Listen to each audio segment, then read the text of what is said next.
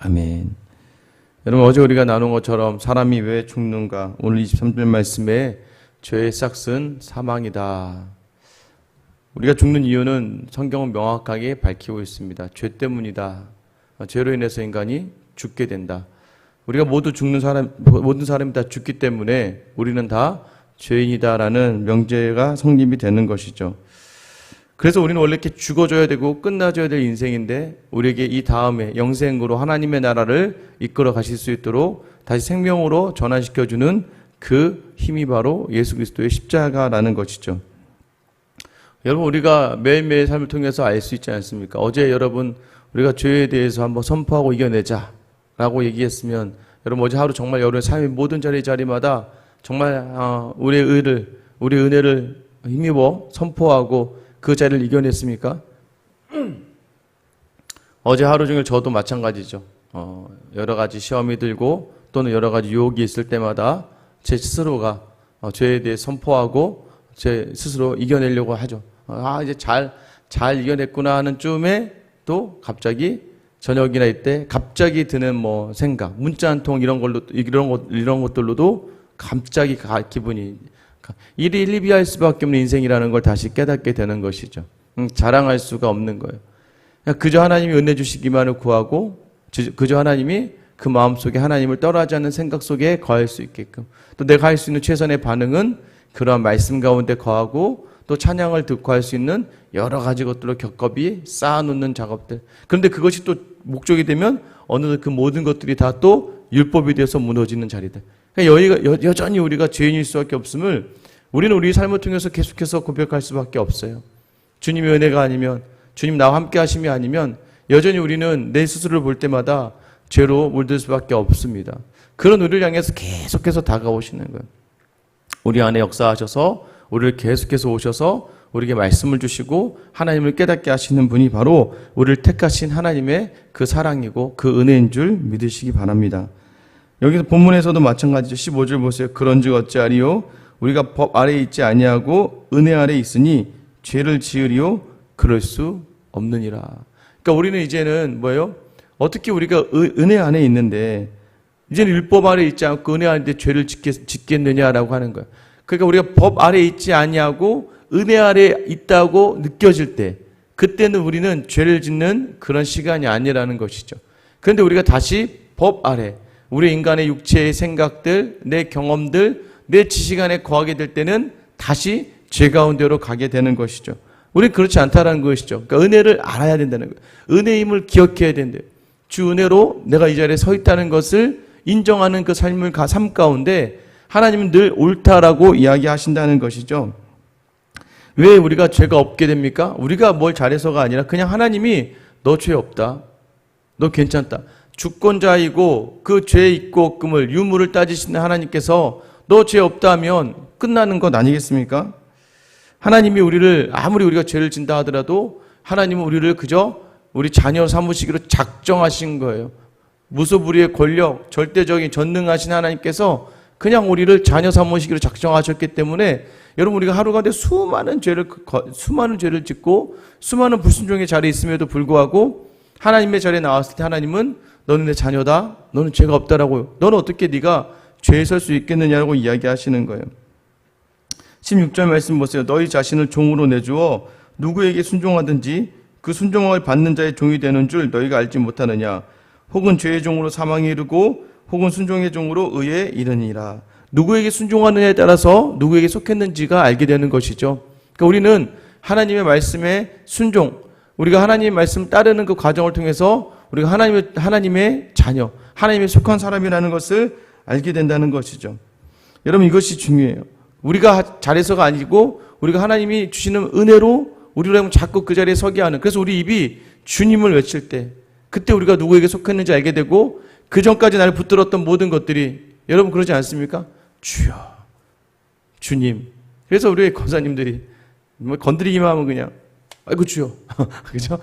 잘못 떨어뜨려도 아이고 주여 아이고 주여. 그게 이제 습관이 된 그런 얘기일 수도 있지만 삶의 모든 자리마다 주님, 주여 이렇게 나오면서 내가 누구에게 속했는지를 자꾸 확인하는 거예요.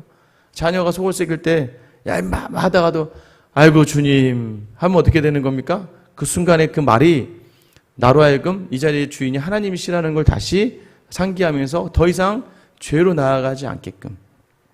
17절 하나님께 감사하리로다. 너희가 본래 죄의 종이더니 너희에게 전하여 준 바 교훈의 본을 마음으로 순종하여 죄로부터 해방되어 의에게 종이 되었느니라. 우리가 이제 죄의 종이었다는 것이죠. 그런데 왜 하나님께 감사해야 돼요? 하나님이 그 마음을 주셨으니까. 그래서 우리가 그 본을 마음으로 순종할 수 있게끔 하나님이 깊게 다가오시고 우리를 만져주시고 우리를 이끌어주셔서 우리가 무엇을 하든지 간에 넌 나의 사람이다라고 이야기하시는 거예요. 계속 도망치는 나와 계속 쫓아오는 하나님. 그 쫓아와서 잠시는 또 그러니까 우리가 부모 자녀라는 게 딱 맞지 않습니까? 인격적인 관계에 있다는 거. 하나님과는 인격적인, 그러니까 이게 다이내믹하고요, 살아있는 관계가 되는 거예요. 이게 인격적이라는 거예요. 그래서 우리가 이렇게 물어보죠. 하나님을 만나셨습니까? 예수를 만나셨습니까? 할 때 어떻게 해요? 항상 그냥 얘기하지 않고 인격적으로 하나님을 만나셨습니까? 라고 표현하지 않습니까? 그러니까 인격적으로 만나는 건 부모와 자녀의 그런 진실된, 그러니까 솔직하고 정직한 관계 속에 있는 거예요. 자녀가요, 가끔 엄마 아빠에게 잘해야지, 부모님께 잘해야지 그러지 않습니까? 여러분도 자녀였을 때 그러지 않습니까? 부모님께 잘해야지 하고 있다가도 막상 살다 보면 또 부모님을 다 해줘요. 떠나가요. 또 때로는 걸 다 등 돌리고 때로는 아무 없는 것처럼 살아가다가도 또 어느 날 문득 자기가 똑같은 일을 경험하거나 문득 또 다가오시는 전화 한 통을 해서 밥은 먹고 다니냐, 잘 지내냐 할 때 또 문득 생각나는. 그럼에도 불구하고 부모 자녀의 관계를 자녀의 주도하에 이끌어지는 것이 아니라 부모가 주도하에서 그 관계가 이어져 가는 것이죠. 권사님이 그런 얘기 하셨어요. 아유, 사람들이 자꾸 부모님 돌아가시면 형제들 모이기가 힘들다더니 정말로 부모님 돌아가시니까 형제들 모이기가 어렵다는 거죠. 맞죠? 왜요? 우리 교회도 마찬가지예요. 우리가 왜 한 가족입니까? 하나님이 아버지가 되시는 이 하나님 아버지 때문에 우리가 한 형제가 되고 한 자매가 되는 것 아니겠습니까? 하나님을 떠나서는 도저히 형제 자매가 될 수 없는 거예요. 서로 이익이 있어야지만 붙는 거지. 그 하나님 안에 있으니까 우리가 한 형제고 한 자매가 되면서 서로가 서로를 돌아볼 수 있는 것이죠. 간혹 이제 출신자들이 어디에 감동을 많이 받아요? 아니 저 권사님은, 저 목사님은, 저 장로님은, 저 집사님께서는 내가 뭐 그렇게 잘하는 것도 아니고 왜 이렇게 열심히 하시지? 왜 이렇게 교회 충성하시지? 이게 놀라운 거죠. 특별히 다른 사람이 뭘 채워주지도 않는데도 그렇게 하는 거지. 왜요? 한 아버지를 모셨고 먼저 선자로 느껴지니까 나중된 자들을 향하여 가족의 마음을 가지고 다가올 수 있는 거예요. 이 모든 것이 다 하나님이부터 속한 사람이라는 것을 내가 알고 있는 내 상황을 보면서 여러분 그것에 그 섬김과 헌신에 힘들어하는 것에 낙심하지 말고 주저하지 마시고 나를 그 섬김의 자리에 인도하신 그 하나님의 은혜에 감사하며 그 자리를 감당하신 하나님의 종의 자리, 예수 그리스도의 종의 자리를 감당하는 여러분이 되기를 축원합니다. 여러분 우리가 죄를 물리쳐서가 아니에요. 하나님이 우리 안에 강권적으로 임하셨기 때문에 가능한 것들이에요. 19절 말씀에 보면 너희 육신이 연약함으로 내가 사람의 예대로 말하노니 전에 너희가 너희 지체를 부정과 불법에 내주어 불법에 이른 것 같이 이제는 너희 지체를 의에게 종으로 내주어 거룩함에 이르라. 말씀을 자꾸 내어주라는 거예요. 이제 왜요? 여러분 이제 이건 있다는 거예요. 네가 예수를 부르면 넌 예수에 속한 사람이야. 주의 이름을 부르면 그 주님의 능력이 너를 인도하는 거야. 그러지 않습니까? 하루를 생각할 때 하루의 여러 가지 상황의 선택 중에서 이제는 우리가 할 수 있다는 거예요. 여러분 그때 선포하라는 거예요. 성령님의 이끄심대로 하나님을 기뻐하신 대로 예수 그리스도라면 어떻게 하셨을까를 자꾸 선포하는 그 습관을 가지기 시작하면서 그 거룩함이 무엇입니까? 거룩함을 이루라는 거, 구별된 삶을 이루라는 거예요. 이제 우리가 구별되었다는 거예요. 세상과 구별되었다는 거예요. 여러분 세상은요 하나님을 알지 못해요. 세상은요 하나님을 향하지 못해요. 왠지 아세요? 20절 보세요. 너희가 죄의 종이 되었을 때에는 의에 대하여 자유로웠느니라. 이 자유로웠느니라면 종이 되었을 때는 의에 대해 자유롭다 아니에요. 너희가 종이 되었을 때는, 죄의 종이었을 때는 의가 뭔지를 모르고 살았다는 거예요. 의가 참 옳은 것이 무엇인지를 모르고 살았다는 거죠. 여러분 그거 아세요? 시험에 자유한 애들이 누구예요? 공부 열심히 하고 준비된 사람이 시험에 자유하지 않아요. 준비 하나도 안 하는 애들이 시험에 자유합니다. 시험 보면 되지 굉장히 자유로워요. 알지 못하는 거예요. 미래도 알지 못하고 자기의 내일을 알지 못하는. 되게 자유롭잖아요. 우리가 이렇게 표현할 때 정말 여러분 그게 좋은 표현인가요? 이 자유로운 영혼아. 이게 정말 그 좋은 표현은 아니잖아요. 이게 비슷한 겁니다. 너희가 죄의 종이었을 때 너희가 의에 대해서는 자유로웠다. 몰랐다는 거예요. 21절 보세요. 너희가 그때에 무슨 열매를 얻었느냐? 이제는 너희가 그 일을 부끄러워하나니 이는 그 마지막이 사망임이라. 그러니까 믿음이 없는 사람들은요, 그 길이 지옥의 길임에도 불구하고 그게 자유하면서 나가는 거야. 왜요? 내 인생 내 거야. 내가 사는 거지. 신이 어디 있어? 내가 돈을 버는 거고, 내가 일을 하는 거고, 내 자녀를 내가 챙기는 거지. 그래서 간혹 믿지 않는 가정의 남편들이 하는 얘기가 무엇이에요? 내 자녀들, 내 가족들, 내가 벌어서 섬기는, 내가 벌어서 하는 거지 야, 하나님이 어딨어? 야, 니네 자녀들에게도 그러지 않습니까? 야, 하나님이 니네한테 뭘 갖다 주냐? 다 아빠가 벌어서 니네 챙겨주는 거지.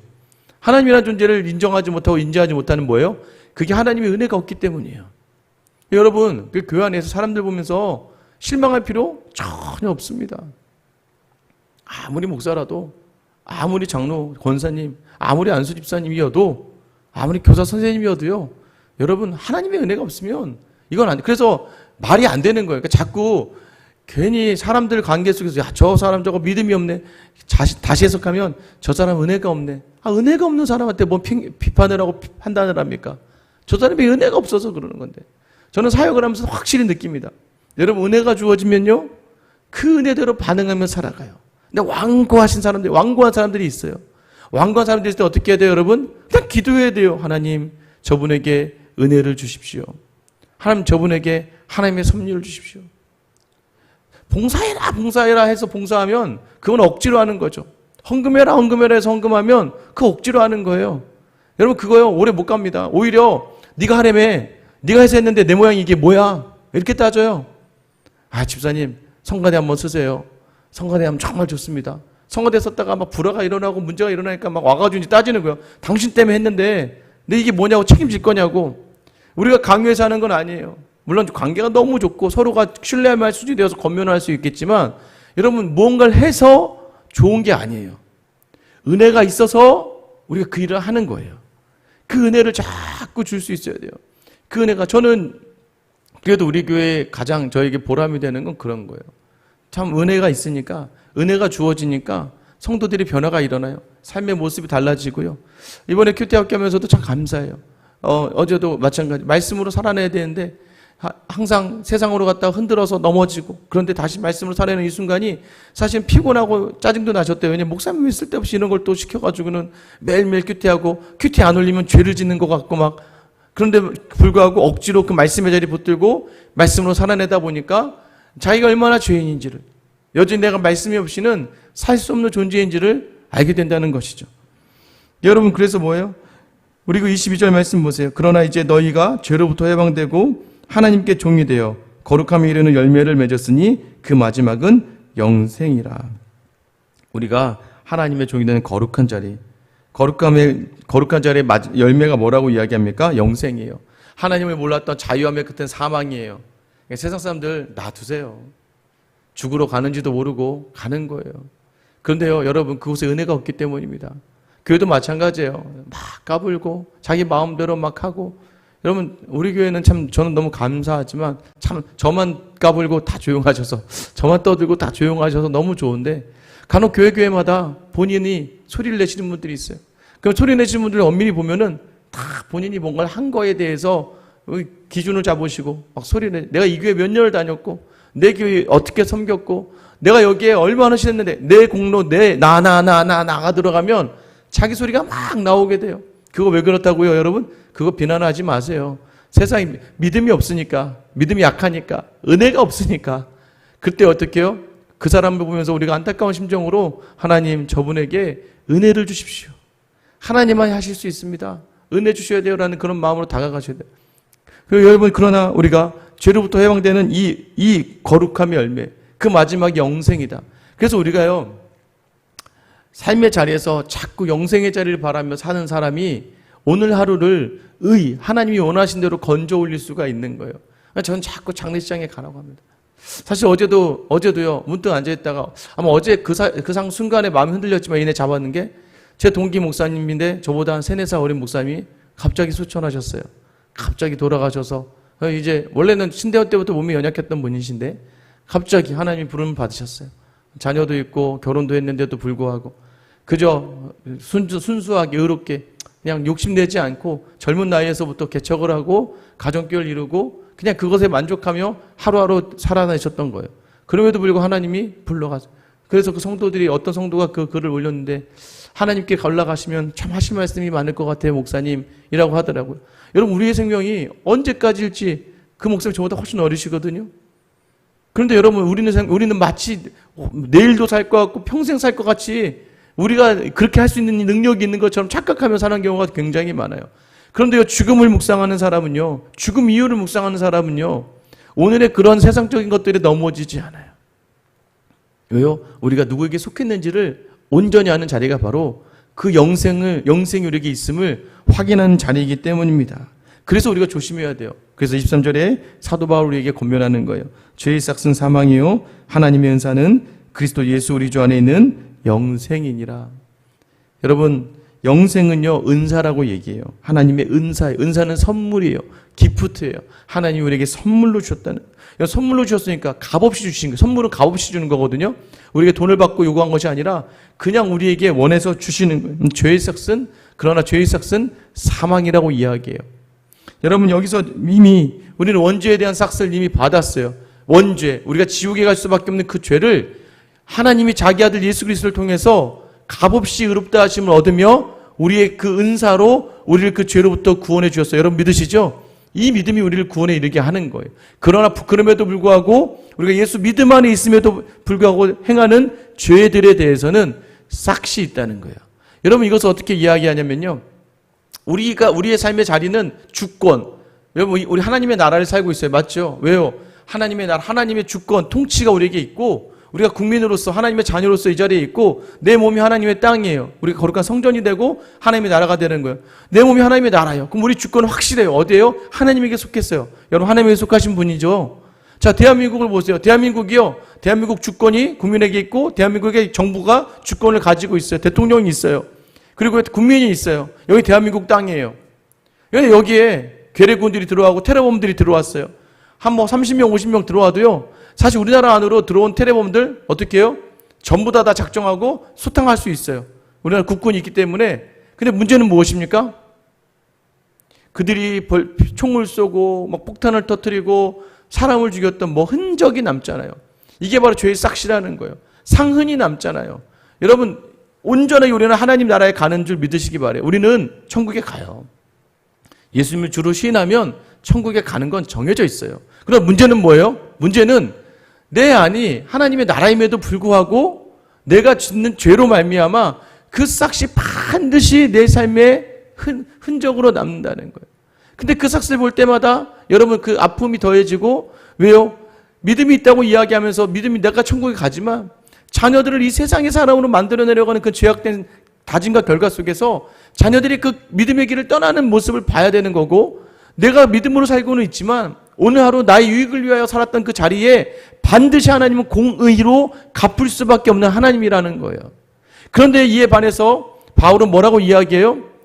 바울은 너희 안에 그리스도의 마음을 품으라라고 이야기해요. 그리스도의 마음을 품으면 어떻게 돼요? 십자가의 길을 가요. 근데 십자가의 길을 가면 어떻게 되는 거예요? 아파요. 힘들어요. 몸에 동일하게 상처가 납니다. 그런데 그것을 사도 바울은 뭐라고 이야기하는 거예요? 예수 그리스도의 흔적이라고 이야기해요. 영광의 상처라고, 영광의 흔적. 예수 그리스도의 상처가 우리 가운데 있는 그 흔적은 우리에게 큰 은혜로 갚아주시는 거예요. 나의 욕심을 추구했다가 나타나는 상흔은 굉장히 나를 부끄럽게 하고 상처 있게 해요. 그러나 예수 그리스도를 따라가며 십자가를 결단했을 때 그 상처의 모든 자리는 예수 그리스도의 흔적으로 나타나 영광의 자리에 오를 때 하나님이 그 상처를 보시고 우리를 칭찬하실 거라는 거예요.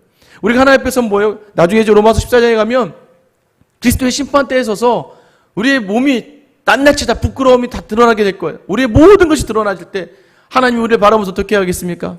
너 생각하다가 나타났던 네 욕심 때문에 일어났던 상처의 흔적들, 그러나 예수 그리스도의 십자가를 선택하며 나타났던 예수 그리스도의 흔적들, 사도 바울이 이야기하자면 내가 그리스도의 흔적을 내 몸에 지녔노라. 스티그마라고 이야기하잖아요. 하나님 내 몸의 흔적, 내 몸의 낙인, 이건 내가 그리스도의 종이다라고 하고 내가 느꼈던 많은 채찍들, 그 바울이 그 등에 맞췄던 채찍과 수많은 물매와 돌에 맞았던 흔적들, 난파되어 죽음의 위기에 간신히 살아냈던 그 몸의 흔적들은 전부 다 그리스도의 영광의 자리에 하나님을 위한 정말로 영광된 그런 흔적으로 남게 되는 거예요. 여러분, 오늘도 여전히 우리 세상은요, 우리로 하여금 유혹해요. 특히 여기 새벽기도 정도 나오시는 분들은 세상은 계속 여러분을 가지고 물질적으로 흔들고 건강으로 흔들고 또 관계로 막 흔들면서요, 고난은 막 안 줍니다. 여러분, 고난 주면 여러분 새벽기도 더 열심히 나오실 분들이라서 마귀가 그렇게 바보가 아니에요. 여러분을 자꾸 흔들어 유혹의 자리로 막 흔듭니다. 그때 그 유혹을 선택했을 때 내 안에 남겨질 상흔이 무엇인가? 그러나 그때 내 유익을 포기하고 하나님이 원하신 자리를 서려고 했을 때 주어지는 그 아픔은 있지만 그 아픔은 반드시 누가 갚으신다? 주와 함께 죽었으니까 주가 반드시 갚아 주시겠다는 거예요. 오늘 이 말은요, 여전히 두렵고 떨림으로 나 자신을 바라보라고 이야기하는 거예요. 죄의 싹은 사망이다. 죄의 싹이 있다. 그래서 오늘 우리 입을 통해서 살겠네가 아니라 죽겠다야 이 말이 나올 수밖에 없게끔 죄가 우리를 그렇게 인도해 간다는 거예요. 그러나 여러분 기억하세요. 우리는 그렇게 한순간으로 나락으로 떨어질 수 있지만 하나님은 큰 담벼락같이 우리를 붙들고 계세요. 그 담벼락 위에 서서 우리에게 선택을 이야기하실 때 우리는 언제든지 하나님이 원하신 자리를 선택할 수 있는 사람이라는 거예요. 그것이 바로 두렵고 떨림으로 자기 몸을 치며 복종시키는 자리에 설 수 있다라고 이야기하는 거예요. 오늘도 하나님께 그 기도하는 하나님, 은혜로 주신 이 자리를 내가 놓치지 않고 담대하게 이 자리를 감당할 수 있게 해달라고 여러분 기도하셔야 돼요. 한순간의 선택이 나락으로 떨어질지 천국을 경험하게 할지, 여러분, 그래서 우리에게 이미 영생이라는 놀라운 선물을 주신 그 은혜를 기반하며 선포하셔야 돼요. 오늘 나는 죄의 종으로 서지 않겠다. 오늘 나는 여전히 나를 은혜로 붙들어 주신 하나님의 사람으로 서겠다. 내 몸에 죄의 싹을 남기는 것이 아니라 내 몸에 영광의 흔적을 남기는 하루를 살겠다. 라는 다짐과 선택 속에서 오늘 여러분과 함께 하실 주님을 기대할 수 있는, 또 그 기대가 삶으로 나타나는 은혜가 있기를 예수님의 이름으로 축원합니다.